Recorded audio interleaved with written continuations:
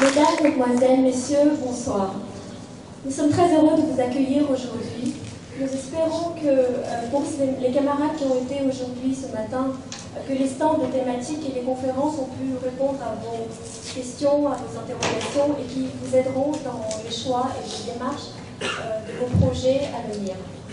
Avant de commencer le spectacle sous le thème du millénaire de Hanoï, je souhaiterais inviter sur scène M. Didlot, fondateur de l'Institut du Fleuve, pour faire une brève présentation sur les activités de l'institut. Merci. Alors, vous avez assisté presque tous au forum aujourd'hui, et je veux le resituer peut-être dans l'ensemble de notre action. L'Institut du Fleuve a été fondé il y a 10 ans, après 50 ans d'activité auprès des jeunes originaires du sud-est asiatique. Et il y a 10 ans, nous avons pris conscience de ceci, c'est qu'il y avait un tournant, et qu'il fallait passer peut-être de l'action humanitaire à, je dirais, la subsidiarité et au partenariat. C'est la raison pour laquelle nous avons vraiment voulu centrer notre action sur les étudiants de plus en plus nombreux, originaires du sud-est asiatique et qui nous ont fait l'honneur de venir faire leurs études en France. Ces garçons et ces filles sont les acteurs du développement de demain. Il convient donc de les aider. C'est la raison pour laquelle nous avons voulu ce forum, qui est l'occasion pour eux de faire des rencontres et peut-être d'éviter de nombreuses dérives. Vous savez que même pour les étudiants français, ce n'est pas facile. Il s'agit du logement, des stages, des hébergements, de la santé. Et vous imaginez ce que ça peut être pour des étudiants étrangers, séparés de leur pays, de leur famille, et venus à l'autre bout du monde. Nous avons en permanence des appels, et quelquefois nous devons répondre à de véritables drames. Alors, nous avons plusieurs activités en dehors du forum.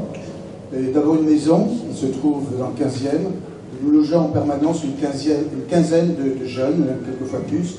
Mais c'est surtout un lieu de rencontre où ils peuvent recevoir des cours de français, de mathématiques, de physique, toujours bénévoles, car à l'Institut du Fleuve, nous ne sommes que des bénévoles. Oui. Alors on vit de façon familiale, on fait des écoles de coiffure, comme vous pouvez le voir, hein, mais on fait aussi les anniversaires, et c'est un lieu de rencontre, et nous sommes quelquefois fort nombreux. Voilà, alors il y a un résultat, hein, le résultat c'est les examens, et nous proposons aux jeunes d'aller aussi loin que leurs rêves, et c'est ainsi qu'il y en a, enfin, les deux garçons qui sont là, celui qui est à gauche, a terminé un master d'informatique, il est rentré au Vietnam, il a une situation importante, il va se marier dans quelques jours, et l'autre part dans 3 jours, rentrer dans son pays d'origine avec un bel avenir de cuisinier dans son pays, gastronomique.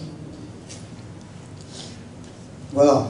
Alors, on pourrait dire, oui, mais c'est très joli, mais vous aidez les étudiants qui sont en France, c'est-à-dire peut-être pas les plus pauvres. Hein. Alors d'abord, aider des étudiants, c'est aider au développement. Je crois que ce qu'on peut faire de mieux pour un pays, c'est l'aider à se développer. Et un certain nombre de ces étudiants veulent aller plus loin, et à leur tour, ils deviennent des acteurs de l'action humanitaire.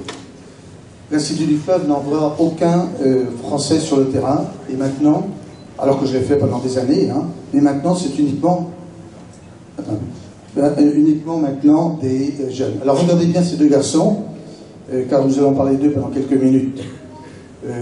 Je n'ai que quelques minutes, donc j'ai voulu centrer sur le rapport d'un de ces deux qui est revenu du Vietnam il y a exactement 10 jours. Et vous voyez à gauche Huyen, on va reparler de lui, et à droite Pham Dinh Huong qui est dans la salle et qui est rentré du Vietnam il y a quelques jours. Cette photo a été prise en 91. Ici, vous avez ce magnifique bâtiment. Eh bien, c'est une école de langue qui a été fondée par Huyen. Vous avez sa photo en haut avec sa famille. C'était une photo qui a été prise en 91. Vous voyez la pauvreté de cette famille qui se trouvait dans un village du centre Annam. Et 20 ans plus tard, Huyen qui a fait des études, grâce à un parrain qui a payé toutes ses études, il a ouvert à Saigon, à Ho Chi Minh, une école de langue qui emploie plus de 20 employés, 25 même au total, et qui vient d'inaugurer. Voilà. En haut, la photo a été prise en 1991. Vous voyez le jeune Huan, qui fait à son parrain un beau discours en français, hein, qu'il a appris par cœur, hein, et dont le résumé serait « Mon parrain, je vous promets de travailler sérieusement ». Voilà. Et 20 ans ont passé, et cette photo en bas, la grande photo, a été prise il y a même pas un mois, et maintenant c'est lui qui a droit au discours des enfants parrainés. Et ça, vous savez, c'est formidable, hein, la roue a tourné, et c'est exactement ce que nous espérions, et c'était un grand bonheur. Voilà. En haut à gauche, dans le même voyage, c'est une photo qui a été ramenée par notre ami Ivan.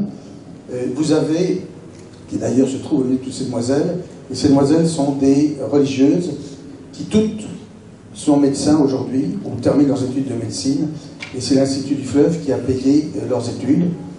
Pourquoi avoir choisi ces jeunes femmes? Parce que nous sommes certains que, compte tenu des vœux qu'elles ont faits, elles resteront dans les villages les plus pauvres. L'inconvénient, c'est toujours quand on forme les jeunes, c'est normal, ils ont envie de vivre leur vie, hein, et peut-être d'aller dans les grandes villes. Et ces 18 jeunes médecins, eh bien, elles resteront dans leur village. Alors à Haoué, ça c'est une photo qui est prise à Haoué, le même jour, il prenait cette photo de nos filleuls de Haoué, un autre de nos programmes. Voilà, alors vous voyez que maintenant, la gestion des programmes se fait intégralement par des jeunes Vietnamiens, des jeunes étudiants, comme ceux que vous avez pu avoir, qui sont dans la salle. Voilà.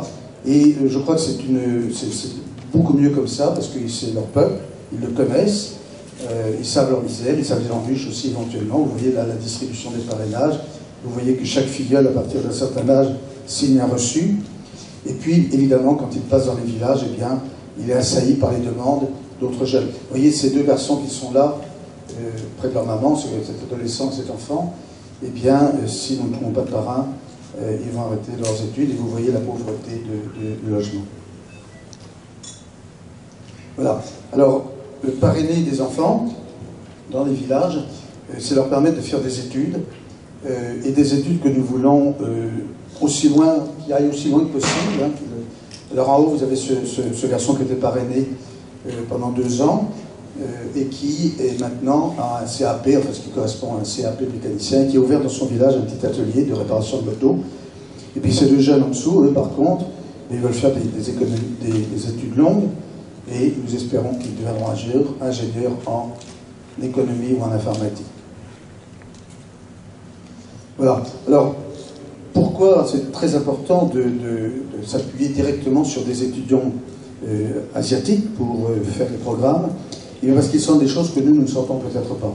Voyez, et ce programme-là, qui est en faveur des personnes âgées, eh bien c'est un programme que nous avons fait sous la pression de Juan, et qui a dit, mais vous parlez toujours des enfants, vous trouvez que c'est facile de trouver finalement facile, de trouver des parrains pour les enfants, ils sont bien mignons, mais les personnes âgées, eh bien, il y en a qui meurent de faim, et pourtant, dans ce pays, Dieu sait si on s'occupe des personnes âgées. Voilà, cette photo qui est en bas à droite, c'est moi qui l'ai prise il y a quelques années. Voilà. Et maintenant, il y a un programme pour les personnes âgées. Avec 8 € par mois, on peut les nourrir complètement. Voilà. Alors, l'Institut du Fleuve ne fait aucun choix, aucune sélection, ni politique, ni religieuse, ni ethnique, bien entendu. Hein.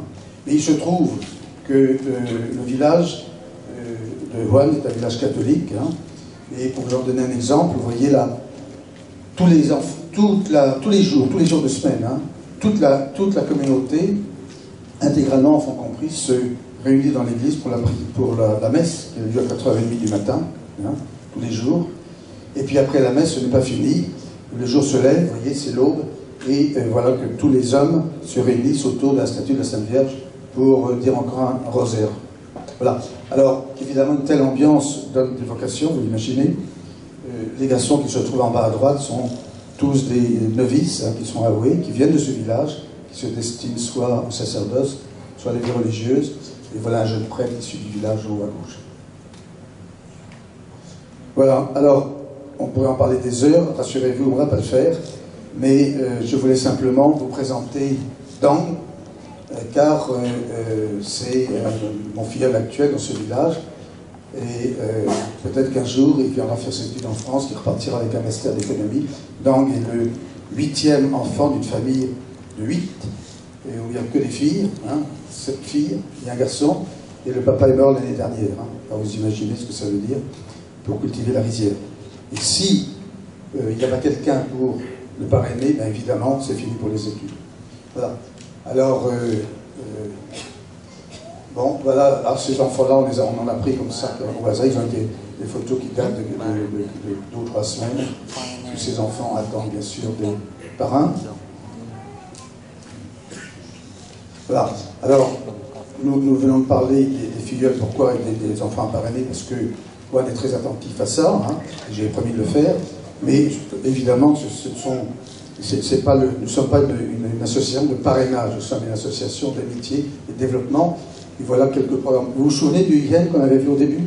Eh bien, il est en haut à gauche, il est chef de sa grande entreprise que j'ai montré, mais en même temps, vous voyez, il donne de son temps pour nos nouveaux projets. Ce projet, c'est un projet de menuiserie d'un petit village. Hein. Nous avons acheté des machines et maintenant, nous cherchons à lancer l'activité. Et en bas à gauche, c'est les sœurs de Vigne qui nous demandent de parrainer de nouveaux médecins. On en a fait 18 l'année dernière, on va s'embrasser cette année. Voilà, je vous remercie et nous venons de parler longuement, peut-être, du présent et de l'avenir. Cette année, le Vietnam célèbre dans la joie et la ferveur les 1000 ans de la fondation de leur capitale actuelle, Hanoï, qui est autre capitale au Vietnam. Hein. Hanoï, donc, c'est 1000 ans d'histoire que les jeunes de l'Institut du Fleuve vont maintenant vous présenter avec tout leur cœur. Merci.